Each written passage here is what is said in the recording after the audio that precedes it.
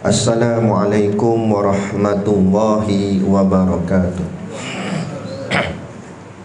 Ila hadrati Sayyidina wa Habibina wa Syafi'ina Muhammadin sallallahu alaihi wasallam, wa ila arwahi abaihi wa ikhwanihi minal anbiya'i wal mursalin, salawatullahi wassalamuhu alaihi wa alaihim ajma'in, wa ala ali kulli wassahabati wal qarabati wa tabi'in wa tabi'it tabi'in bi ihsanin ila yaumiddin, wa ila arwahi walidina wa muallimina wa dhawil hukuki alaina ajma'in, wa khususan ila hadrati Syekh Abu Abdullah Husain bin Muhammad Nasir bin Muhammad Taib Al-Mas'udi Al-Banjari bisiril Fatihah. Bismillahirrahmanirrahim. Alhamdulillahirabbil alamin. Ar-Rahmanir-Rahim. Maliki yaumiddin. Iyyaka na'budu wa iyyaka nasta'in. Ihdinas siratal mustaqim. Siratal ladzina an'amta 'alaihim ghairil maghdubi 'alaihim waladdallin. Bismillahirrahmanirrahim. Alhamdulillahi rabbil alamin. Wassalatu wassalamu ala ashrafil anbiya'i wal mursalin, Sayyidina Muhammadin wa ala alihi wa ashabihi ajma'in. Subhanaka la ilma lana illa ma 'allamtana innaka antal alimul hakim. Rabbi shrah li sadri wa yassir li amri wahlul 'uqdatam min lisani yafqahu qawli. Wala haula wala quwwata illa billahil aliyyil azim. Amma ba'd. Alhamdulillah, kita sama-sama panjatkan syukur kehadaratillah subhanahu wa ta'ala yang dengan limpah dan kurnianya diizin oleh Allah subhanahu wa ta'ala pada kita pada malam ini dapat kita bersua. Sepatutnya pagi, tak dapat pagi, kita sua malam. Dengan izin Allah dapat kita bersama pada malam ini di surau kita ni.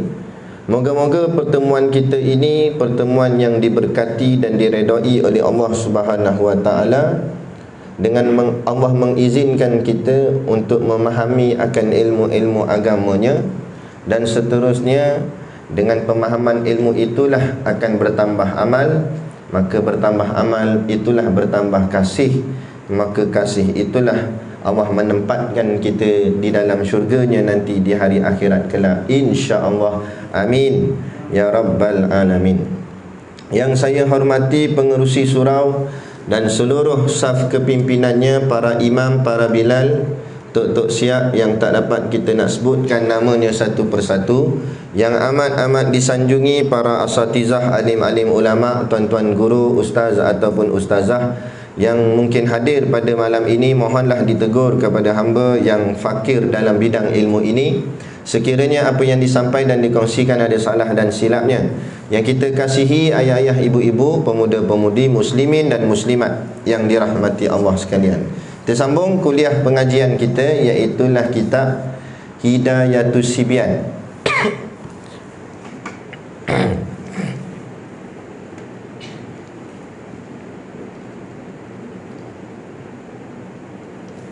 Kita sambung dekat yang diketahui akan dia daripada agama dengan darurah. Qala al-muallifu rahimahullahu ta'ala, wa nafa'ana wa iyyakum bi ulumihi fid daraini amin ya rabbal alamin. Kata pengarang kitab,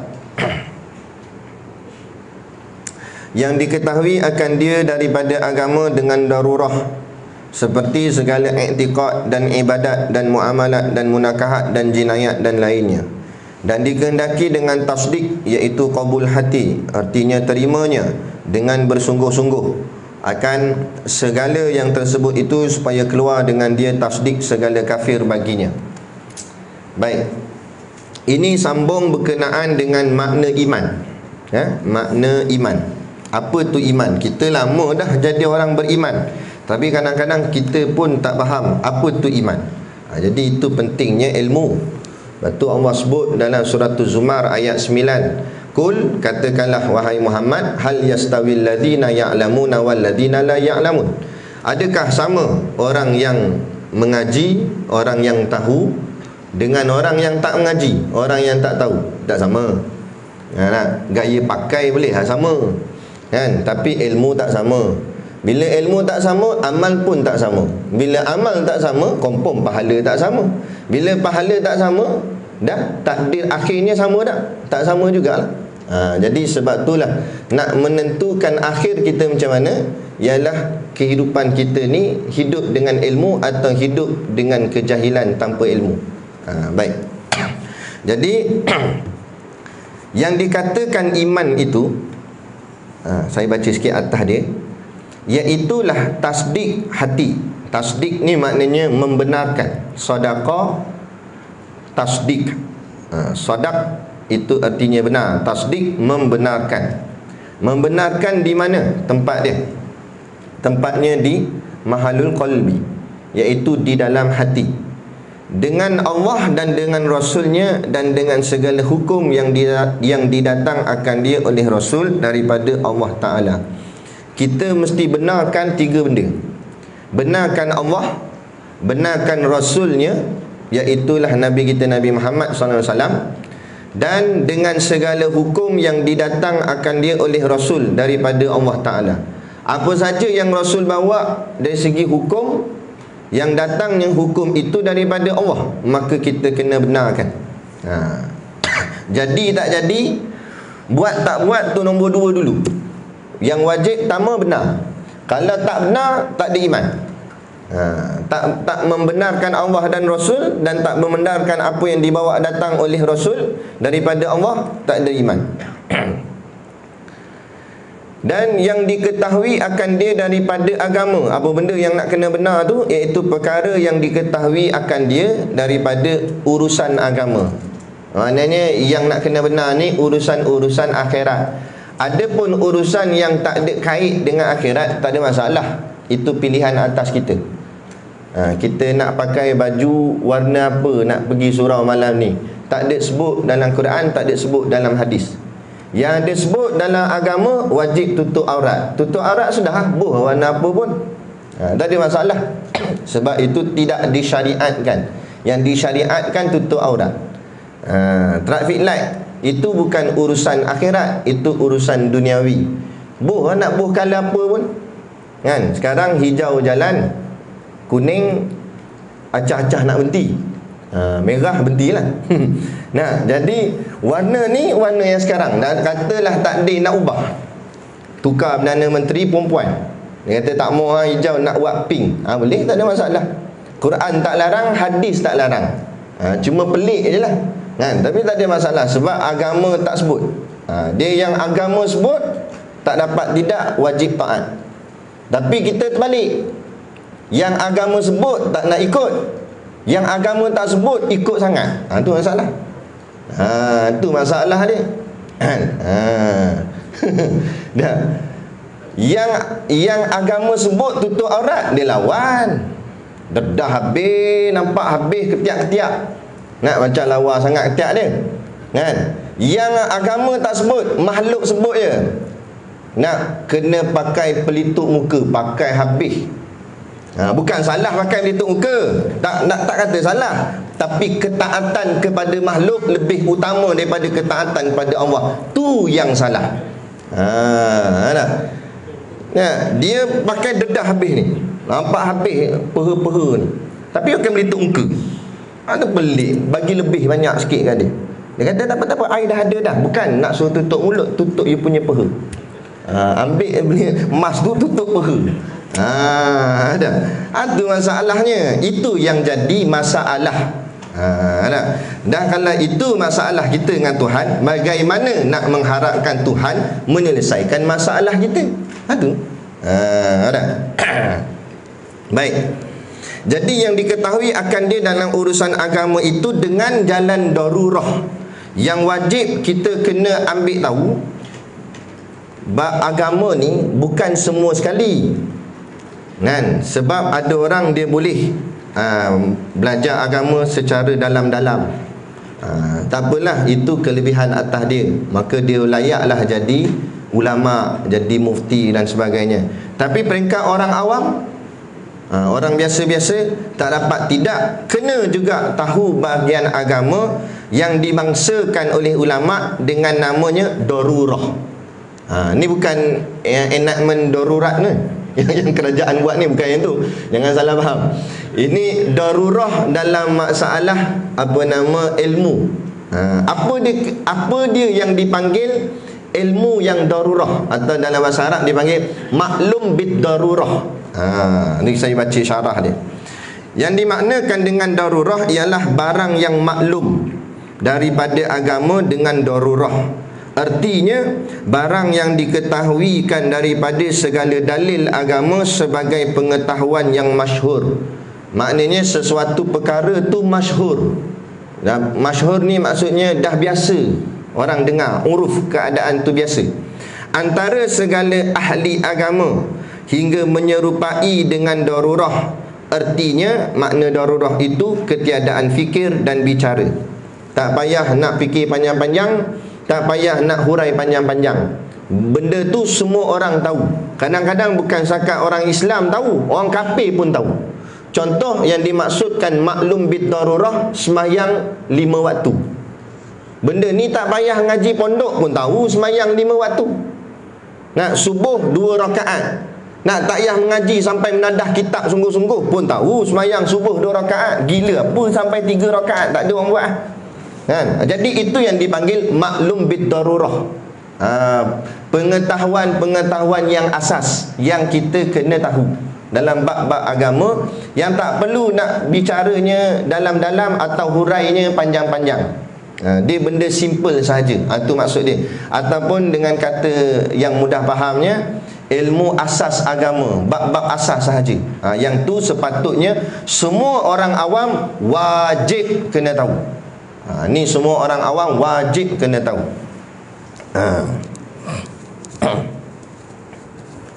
Tapi di akhir zaman ni, benda yang berkenaan dengan maklum bid darurah ni, dia tak jadi darurah dah. Banyak orang awam tak erti dah perkara-perkara asas dalam agama. Benda asas je tak erti. Ada satu tempat di Setiawan tu, jemaah masjid tu cerita dengan saya, minta maaf cakap kalau ada yang terasa lah kan? Tapi ini realiti kita hidup di akhir zaman. Kadang-kadang sudah berusia tapi baca Al-Qurannya masih lagi merangkak-rangkak, sebut pun satu-satu, ulaika gitu kan? Ini perlu dimuhasabahkan diri kita masing-masing.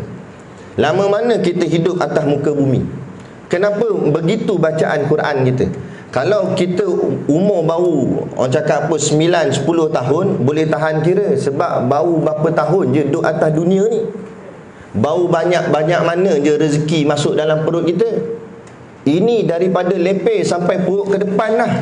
Banyaknya makan rezeki Allah. Tiba-tiba surat Allah, ayat Quran Allah tak boleh nak baca dengan lancar. Bagaimana keadaan kita kalau begitu? Sebab tu macam saya sebut tadi, kita renung di manakah kedudukan kita di akhir hayat kita nanti.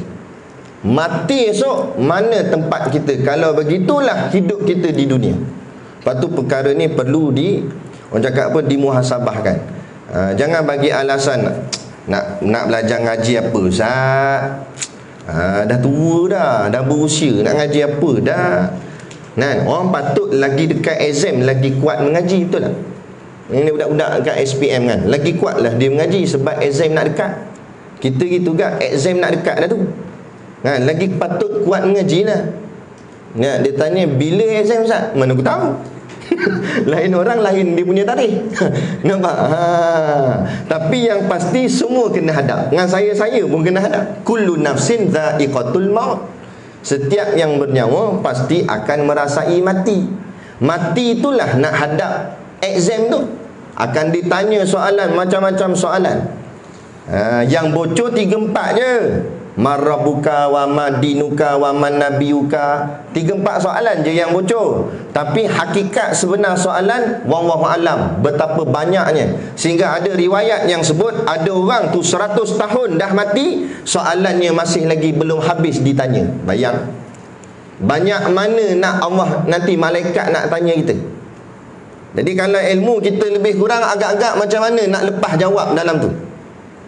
SBM atas dunia ni kalau tak boleh jawab, boleh repeat boleh ulang semula paper Julai, kan? Boleh ambil sekali lagi, biar ambil 4 kali pun. Nah, 4 kali dah ambil ni, kali kelima apa nama kata yang pengawas tu, yang bahagian Kementerian Pendidikan tu, dia kata bagi luluh je lah. 4 kali dah ni nama dia naik ni. Bagi luluh je lah. Dia tulis nama pun tak apa dah. Nah, gitu. Makna kata boleh adjust. Boleh adjust. Sebab apa? Atas dunia, atas tanah. Tapi kalau bawah tanah nak adjust kot mana? Nak rasuah dia. Pesan ke anak, ayah kalau mati nanti tinggalkanlah 300-400 dalam poket ayah, dekat selit celah kain kapan. Anak tanya, ayah nak buat apa? Ayah nak rasuah malaikat lagi. Takut ayah tak lepas jawab. Kata anak, baik ibu ngangkat bank sekali lah gitu. Anak pun sama bengong. Akhirnya mati bagi duit ke malaikat tak ada. Malaikat kata, apa aku kan pakai duit, nama tak ada. Time tu habis, tak kira siapa. Tak payah kata orang awam biasa, rakyat biasa. Raja Sultan kena tanya. Dan kalau Raja Sultan kena tanya dah kita, tu jadi itu yang disebut sebagai maklum bid-darurah. Patutnya perkara asas ni semua benda kita kena tahu. Jadi Syekh Abu Abdullah Husin Nasir ni, ulama tok guru kita ni, dia telah karang kitab iaitu Subian yang ada kat depan kita ni. Dia telah tuliskan, karangkan semua perkara yang termasuk di dalam maklum bid-darurah yang disebut tu. Perkara-perkara yang orang awam semua kena tahu ada dalam kitab ni. Jadi ni kita nak kena mengaji, nak kena fahamkan. Jadi kalau ada benda yang kita tak tahu dalam kitab ni, maknanya kita belum betul-betul lengkap pemahaman kita dalam masalah darurah dalam bab agama. Masalah yang spontan, yang mesti kita kena tahu. Darurah ni asal katanya darur, yang bermaksud mesti atau perlu, keperluan, kemestian. Jadi mesti kita kena ambil tahu perkara ni. Tak tahu tak apa tuan-tuan, tapi ambil tahu. Dan lah tak tahu, tak nak ambil tahu pula tu. Tu masalah. Baik. Contohnya dia kata seperti segala i'tiqad. I'tiqad ni pegangan, akidah. Itu kena tahu. Sifat 20. 1 sampai 13 kaul Imam Abu Hasan Al-Asy'ari. Tambah lagi 7 Imam Abu Mansur Al-Maturidi. Kena tahu semua tu. Apa dia ke 20 sifat tu. Jangan sampai tak erti langsung. Kan? Ada seorang makcik tu, dia tanya Tok Guru Siddiq Noh, sifat 20 dia tanya, nata apa tu Ustaz? Dia tanya menatang apa. Ustaz Siddiq pun gurau juga dengan dia. Natang bewok kata. Bewok dia kata. Besar kecil dia tanya. Maknanya tak tahu, tak pernah dengar ke apa, tak tahu. Sampai tak erti. Ada. Sungguh ni bukan rekaan, sungguh ada orang sampai dia tak tahu apa benda sifat 20 tu. Kan? Tu. Jangan sampai macam tu. Bab dunia terror sangat kita. Bunyi enjin kita tak cari.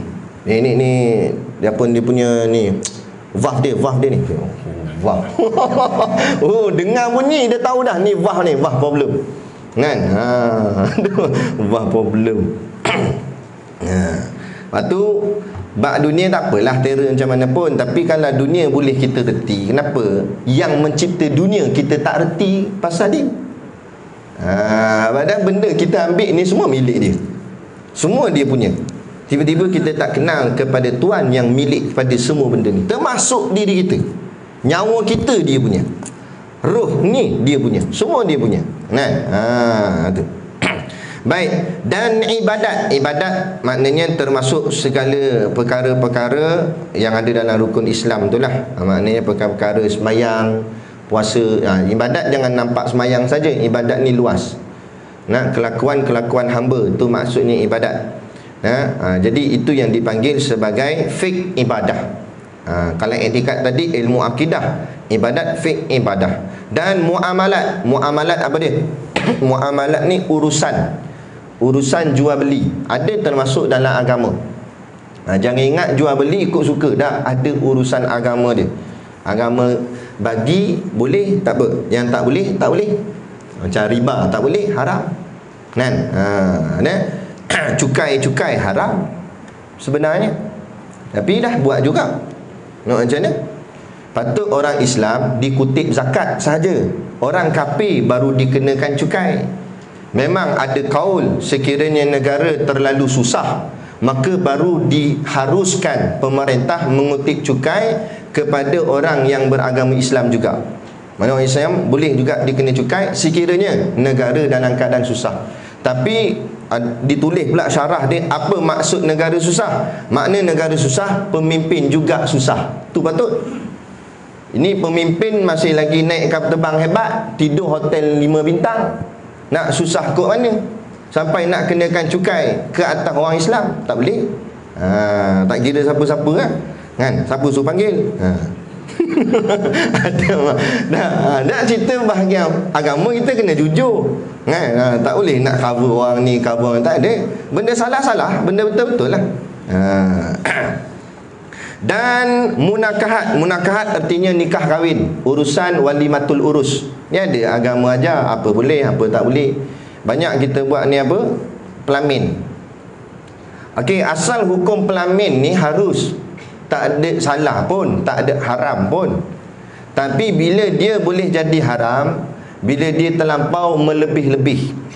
Belanja ke pelamin saja kat 2,000, habis duit. Tu satu hal. Lepas tu pula ditayangnya muka bini pengantin dia tu, pengantin baru tu, perempuan tu, kepada khalayak ramai. Ingat, kecantikan isteri kita adalah untuk suami, bukan untuk suami-suami orang. Suami sendiri punya. Sebab dia yang bayar maharnya, bukan orang lain yang bayar mahar tu. Hantaran. Sampai buat pinjaman nak bayar hantaran, tiba-tiba cantik bini bagi tayang kat orang lain, tak boleh. Jadi sebab tu ada ulama yang sedikit ringan, dia kata kalau nak juga, sebab dia ni tak boleh tak buat pelamin. Dia kata 7 keturunan memang buat pelamin. Nampak? Nak juga buat boleh, tapi buat dalam rumah. Dan tujuan buat untuk kenang-kenangan ambil gambar bersama keluarga sahaja. Tulis kat pintu tu family only, no family get out, tulis dulu. Maknanya yang keluarga je boleh masuk, ambil gambar lala. Kecek ambil gambar. Tak apa nak buat kenang-kenangan, ingat hari bersejarah masa nilam nikah, dia kata. Tak apa lah. Tapi ni gila tak kat luar, habis orang tengok. Sampai salah ambil lauk, dia tengok pengantin tu. Dia ambil kuah, rupanya air oren, dia bubuh atas nasi. Tu kata, ni masalah. Kan? Ada Islam ni dia ajar elok, apa boleh, apa tak boleh. Kita kena ikut lah, tinggal lagi nak ikut je. Ni lawan. Dan jinayat artinya undang-undang. Undang-undang dari sudut syariat. Itu termasuklah hudud, qisas dan sebagainya. Ini nak kalau bincang ni lagi panjang ni. Tapi kita nak makna kata itulah fiqh yang ada di dalam perkara-perkara darurah dalam agama. Yang asas kita kena tahu 4 yang paling besar: fiqh ibadat, fiqh muamalat, fiqh munakahat, fiqh jinayat. 4 ni lengkap, 4 ni itulah dinamakan Islam. Kalau tak cukup, takut tak cukup Islam tu, baru is saja, lam tak lagi. Bukanlah sungguh jadi is tu. Lagi orang tanya agama apa is. Berapa is tak cukup ni? Tak. Saya maksudnya saya kias. Maksudnya kita kena bagi sempurna 4 ni, barulah betul-betul agama ni sempurna atas kita. Barulah Allah turunkan rahmat, keberkatan dan sebagainya. Dan dikehendaki dengan tasdik. Tasdik maknanya membenarkan, iaitu qabul hati, terima di hati. Jangan tasdik di bibir saja, membenarkan di mulut saja. Ya, aku yakin Allah Tuhan, aku yakin Nabi Muhammad ni Rasul, aku yakin hukum Islam ni memang wajib pun penting, hudud-hudud ni penting. Oh je, cakap mulut, tapi dalam hati menolak. Dalam hati menolak, tak sah. Sebab yang akan diukur ialah di dalam, bukan di luar. Yang Allah akan tengok adalah dalam. Inna Allaha la yanzuru absyarikum wa innama yanzuru ila qulubikum. Allah tak pandang luaran kamu, Allah tak pandang apa yang kamu cakap, tapi apa yang Allah pandang ialah hati kamu. Apa yang kamu kata di hati tu, itu yang lebih utama. Sebab tu hikmah kejadian Allah buat alam ni, yang paling penting semuanya mesti isi, iaitu dalam. Kulit tak berapa penting, betul tak? Contoh buah durian, mana penting? Kulit durian ke isi durian? Isi ya, takkan makan kulit. Engong apa? Ada kekah kulit berdarah mulut. Ada. Orang duduk dalam hutan pun reti. Tak payah mengaji SPM pun tahu, makan isi lah, takkan makan kulit. Maknanya benda dalam, semua benda dalam. Nampak? Kita bawa kereta pun, yang paling nak kena selamat, luar ke dalam? Dalam. Lepas tu buh airbag lah, buh apa lah. Kalau tak ada airbag tak apa, bawa bantal siap-siap letak depan steering. Nampak?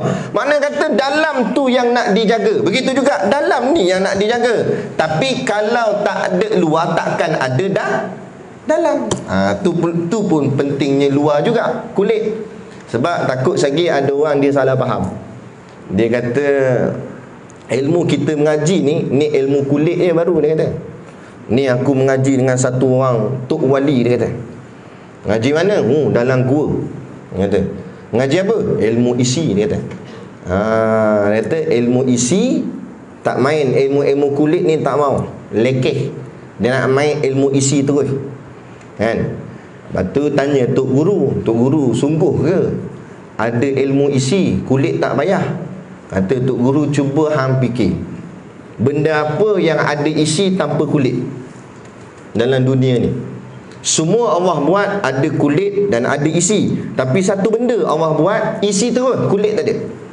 Benda apa? Benda apa agak-agak?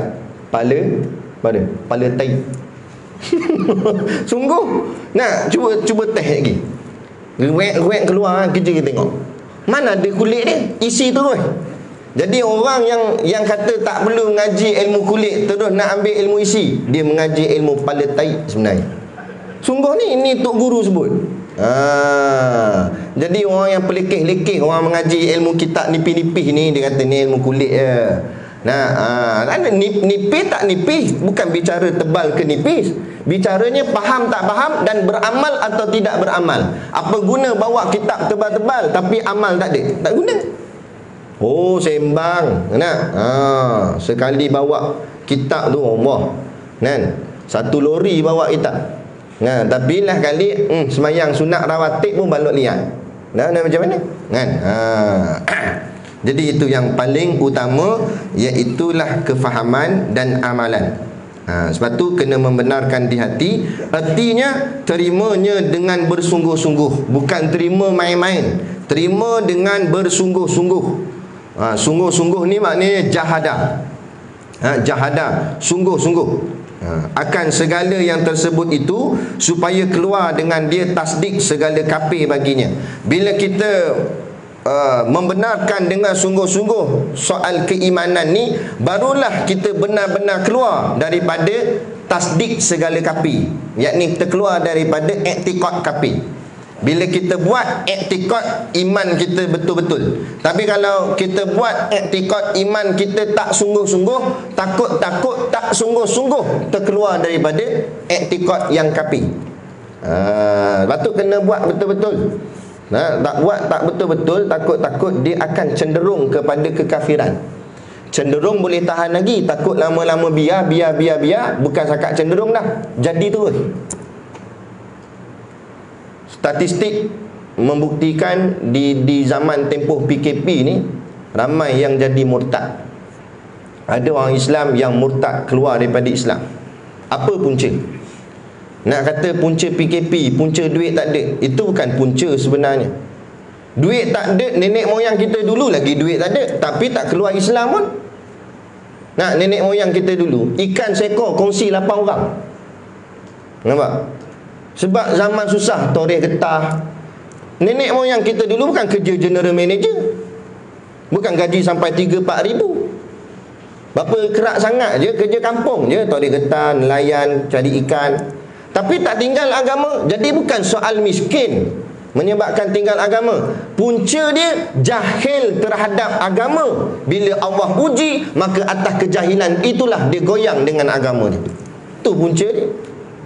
Jahil punca dia. Orang kalau ada pengetahuan agama, hidup susah macam mana pun, dia berpaksikan kepada agama juga, Allah dan Rasul. Tapi bila jahil, tak payah kata miskin, kaya pun boleh jadi murtad.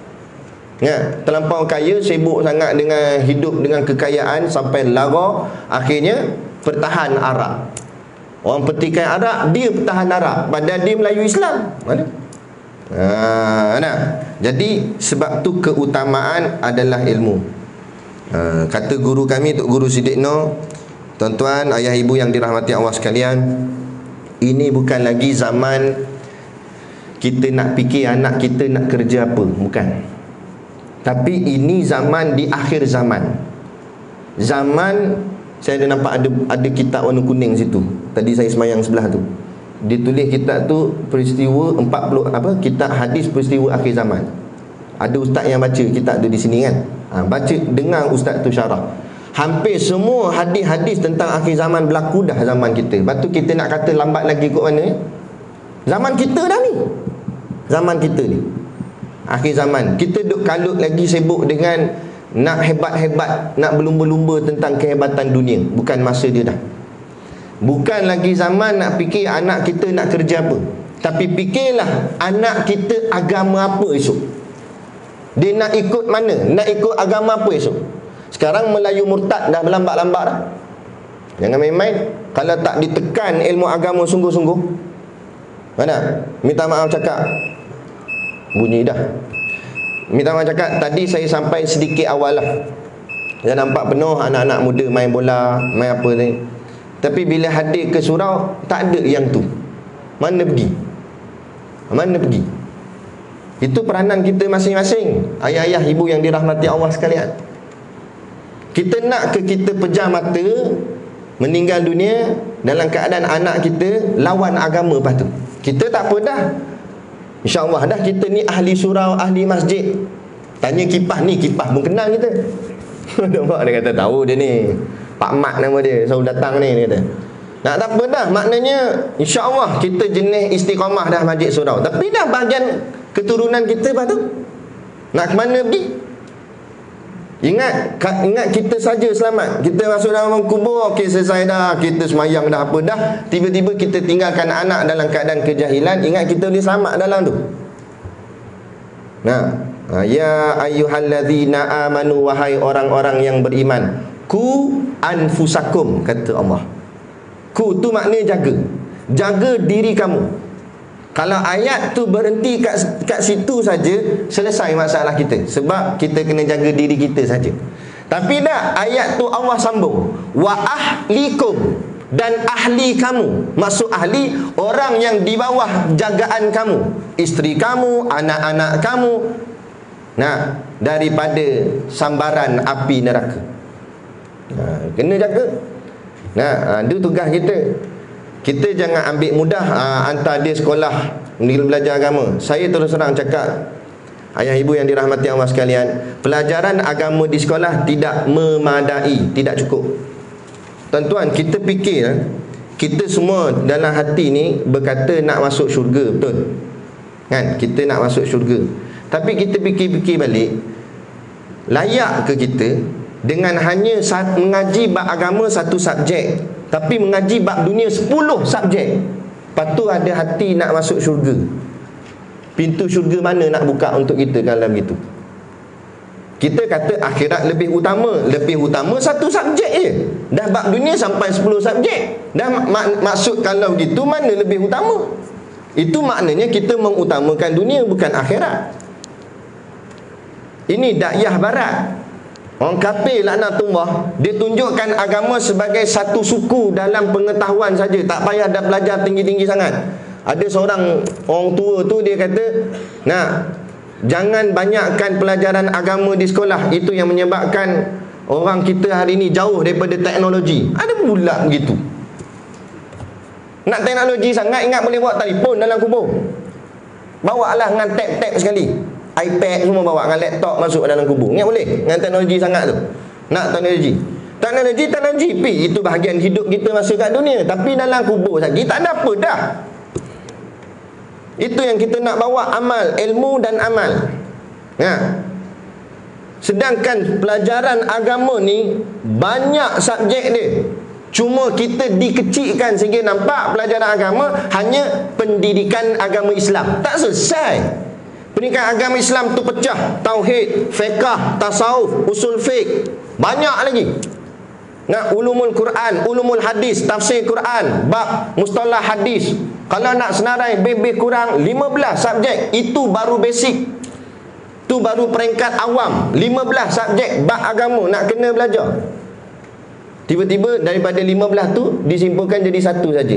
Tapi bab dunia, matematik, English, sains saja sampai 3. Fizik, kimia, bio.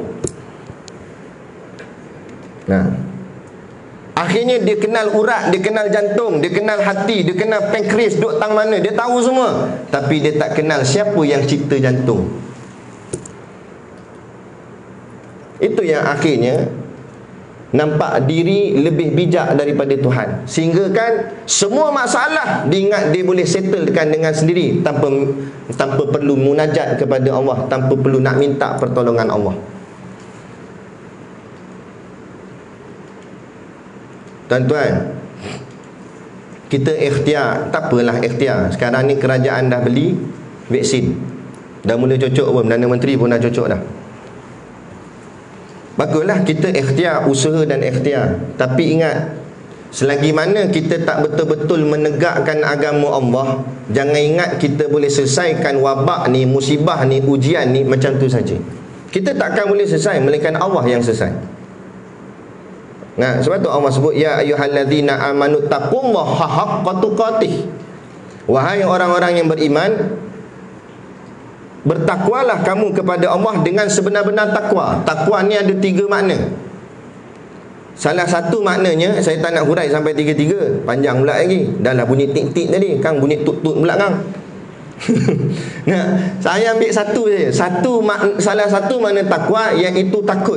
Macam Tok Khatib kita baca dalam khutbah, taqullah. Tok Khatib pun kalau baca khutbah biar cengih sikit. Ni slow, taqullah. Orang pun tak rasa takut. Nampak? Biar keras.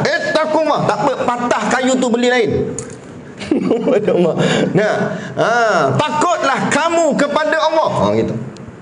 Sebab mana takwa tu takut. Jadi bila Allah sebut, ya ayyuhallazina amanu taqullaha haqqa tuqatih, wahai orang-orang yang beriman, takutlah kamu pada Allah dengan sebenar-benar takut. Bukan takut saja-saja, sebenar-benar takut.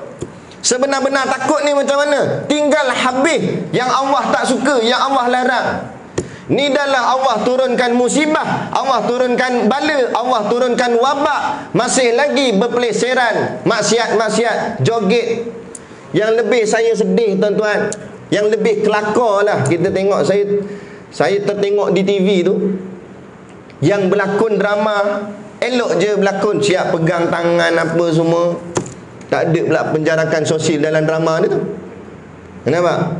Tiba-tiba ada satu, saya tukar channel pula, channel mengaji Quran. Ada 2 orang ustaz, dia ajar tajwid, nak baca macam mana. Ustaz tu pakai visor tu.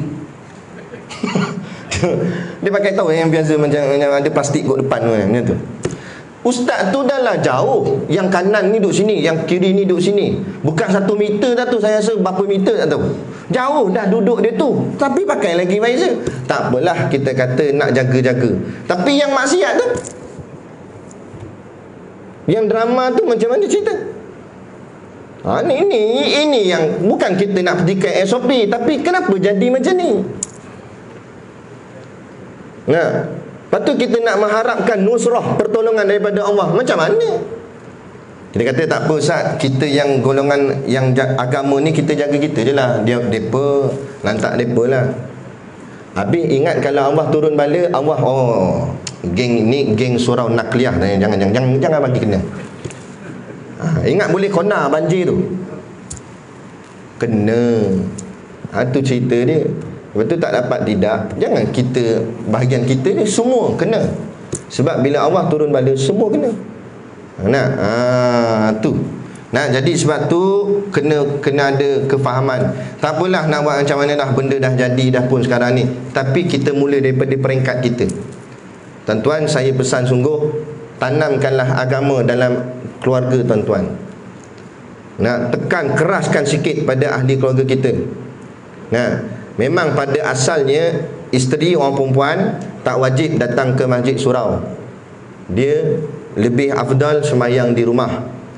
Tapi sebab ada pengajian pun kalau ikutkan tak wajib lagi. Sebab yang wajibnya ketua keluarga lelaki. Kita lah, ayah-ayah semua. Kita kena mengaji sampai faham, tutup kitab, balik buka pula kitab kat rumah, buat kuliah. Tapi tak payah mic apa, tak payahlah kat rumah je pun bukan ada orang lain. Kita ceramah pula buka kitab. Patutnya itu, sebab itu tanggungjawab sebagai ketua keluarga, khalifah. Tapi mungkin ada di antara kita yang tak mampu. Tak mampu macam mana? Kat sini ya hangguk, balik-balik buka-buka kitab, terbalik kitab. Anak pun tegur, ayah terbalik tu. Nampak? Ada apa makna kata kita tak mampu nak menyampai? Kita mungkin kita faham untuk diri kita, tapi nak sampai pula kita susah nak sampai balik ke orang lain pula. Takut mula-mula orang tu faham, kita sampai-sampai bertambah tak faham. Tak apalah. Jadi macam tu, bawa isteri dan anak-anak kita, bawa. Kalau kita tak boleh nak sampai, kita bawa sekali, suruh dengar ulama tu atau tok guru tu atau ustaz tu untuk sampai. Sekurang-kurang apa nak jadi pas tu, kita dah berlepas tanggungjawab. So kalau Allah tanya, kenapa isteri kamu jahil, anak kamu jahil bab agama, Allah, saya dah tarik dia, bawa ke tempat pengajian, saya dah didik dia dengan suruh belajar, tapi dia sendiri jadi macam tu, saya pun tak boleh nak apa. Sedang ada anak Nabi pun yang ingkar juga. Tapi setelah kita berusaha. Tapi kalau kita tak ada usaha, kalau kita boleh paksa anak kita pergi sekolah, kenapa tak boleh paksa anak kita pergi masjid surau? Adakah kita nampak sekolah itu lebih besar daripada masjid surau Allah? Itu maknanya dalam hati kita nampak dunia lebih besar daripada akhirat. Kalau dunia lebih besar daripada akhirat, macam mana nak masuk syurga? Tu cerita dia. Cukup dah tu. Teguk dah kena, dia kata. Jadi kita sambung nanti makna Islam pula. Makna Islam. Dia bukan apa, selalu subuh masa sikit sangat. Dapat maghrib aku hentam tadi dah. Ni bukan hentam, tapi kita nak bagi faham masyarakat. Kita nak bagi kesedaran. Moga-moga kita semua umat Islam bangkit. Kini saya ceramah di Nakliyah, esok saya ceramah tempat lain. Jadi kalau semua tempat tu bangkit, Islam kita naik. Dan memang sekarang ni Islam ditekan, jatuh. Sampai satu masa nanti Islam akan melonjak, kebangkitan Islam akan bermula. Tuan-tuan, untuk makluman, 11 hari bulan 3 genap tarikh 27 Rejab, esoknya 28. Tarikh itu adalah tarikh keramat. Kenapa saya kata tarikh keramat? Satunya memang peristiwa Isra' Mi'raj, tapi satu lagi genap 100 tahun kejatuhan kerajaan Turki Uthmaniyah. Kerana dalam hadis Nabi sebut setiap 100 tahun akan ada seorang mujaddid, seorang yang akan bangkit bela agama. Orang akan duduk di bawah kepimpinannya. Kalau dulu Imam Hasan Al-Banna, sekarang dia dah tak ada, 100 tahun dah habis. Maknanya genap 28 Rejab nanti ni 100 tahun yang baru, maknanya era baru akan Allah lahirkan. Tak tahu siapa, akan ada seorang mujaddid yang akan tegakkan agama ni, yang akan betulkan balik. Masa tu Islam akan kembali cemerlang. kebangkitan Islam akan mula, timbul balik. Sekarang Islam ditekan, nanti Islam akan bangkit balik. Ada beberapa ulama yang berpendapat atau pandangan basirah mereka mengatakan yang akan muncul 100 tahun lepas ni ialah Imam Mahdi. Wallahu alam, saya tak pasti. Tapi itulah pandangan-pandangan ulama. Jadi persoalannya di mana kita kalau dia muncul? Adakah kita bersama dengan dia, atau kita tengok dari jauh je, atau kita lawan pula dia? Sebab bahagian ni ada dua saja. Allah kata wahadaina hunajdain, aku bentang pada kamu dua jalan, pilih. Kalau kita duduk bersama dengan agama, insya-Allah kita duduk di bahagian tenteranya Imam Mahdi. Tapi kalau kita tak bersama dengan agama, walaupun mungkin kita tak lawan, automatik kita akan berada di pihak yang satu lagi. Sebab Allah cuma bagi dua pilihan, bukan tiga. Tak ada pilihan yang ketiga, iaitu tengah-tengah, tak ada. Dia dua pilihan je. Sebab tu syurga atau neraka. Tak ada istilah saya syurga tak masuk, neraka pun nak masuk. Lepas tu hang duduk tak mana? Saya duduk tengah-tengah tu. Datang malaikat tergajang, jatuh dalam neraka. Mana dia duduk tengah-tengah? Dia tak ada pilihan ketiga. Dia hanya dua saja, baik atau jahat. Dia tak ada tak baik tak jahat. Tak ada baik atau jahat. Dia dua saja. Bersama dengan Nabi Musa atau bersama dengan Firaun. Gitu je. Jadi kita kena buat persiapan. Tingkatkan ilmu agama dan tingkatkan amal. Jaga akidah diri kita, ahli keluarga kita, jaga elok-elok. Kadang-kadang anak-anak kita tak apa, dah besar-besar pun kita kena tanya-tanya juga. Dia balik dari Kuala Lumpur ke apa, tanya-tanya juga soal agama dia. Tanya semayang tak semayang kat rumah.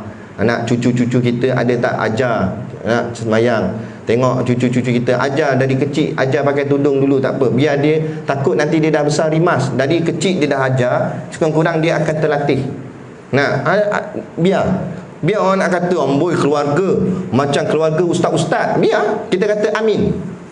Nak risau benda ni, orang doa benda baik. Bukan orang kata keluarga macam penyangak. Orang kata keluarga macam ustaz-ustaz, biar, tak apa kita tak ustaz pun. Tapi kita ni bukan soal ustaz tak ustaz, kita nak hidup beragama. Hari ni dia jadi ada orang diungkapkan istilah Islamik. Dia kata kita jangan Islamik sangat. Habis tak nak Islam nak apa? Tadi ustaz ni kata macam nak berhenti, lepas tu dia bantai lagi. Tak, ni betul-betul berhenti. Gurau je. Jangan ambil hati. Benda ni untuk kefahaman kita bersama saja. Baik, jadi macam biasalah ada produk perniagaan kat luar sana tu, bolehlah tuan-tuan membeli sambil menderma. Saya lama tak datang kan, kat 2 bulan rasanya. Jadi tuan-tuan kena beli barang macam 2 bulan punya lah. Kotor balik. Baik, jadi cukup sekadar tu pada malam ni yang dapat kita kongsikan. InsyaAllah sekarang kuliah subuh pun dah boleh mula. Makna kata bulan akan datang kita kembali pada jadual kita yang asal lah. Sepatutnya malam ni saya di Pulau Pinang, tapi Pulau Pinang pun tak boleh pergi. Jadi tu yang kita gantikan dengan mana yang ada lah. Jadi cukup sekadar tu. Wabillahi taufiq wal hidayah. Assalamualaikum warahmatullahi wabarakatuh. A'udzu billahi minasyaitonir rajim. Bismillahirrahmanirrahim. Alhamdulillahirabbil alamin. Wassalatu wassalamu ala asyrafil anbiya'i wal mursalin sayyidina Muhammad wa ala alihi wa sahbihi ajma'in. Allahumma taqabbal minna salatana wa du'aana innaka antas samiul alim wa tub alaina innaka antat tawwabur rahim. Allahumma ja'al dinana dinan nabi Muhammadin sallallahu alaihi wasallam wa islamana islamal muslimin wa imanana imanal mu'minin wa salatana salatal khashiin wa a'malana a'mal salihin wa niyatana niyatal mukhlisin wa dhunubana ya Allah dhunubal mustaghfirin wa hayatana hayatal ulama wa mautana bi mauti syuhada wa adkhilnal jannata ma'al anbiya'i alaihimus salatu wassalam. Rabbana atina fid dunya hasanah wa fil akhirati hasanah wa qina adzabannar wa qina adzabannar wa qina adzabannar. Wa sallallahu ala khairi khalqihi sayyidina Muhammad wa ala alihi wa sahbihi wasallam. Subhana rabbika rabbil izzati amma yasifun, salamun alal mursalin walhamdulillahi rabbil alamin. Amin ya rabbal alamin. Taqabbalallahu minna wa minkum. Takbir. Allah.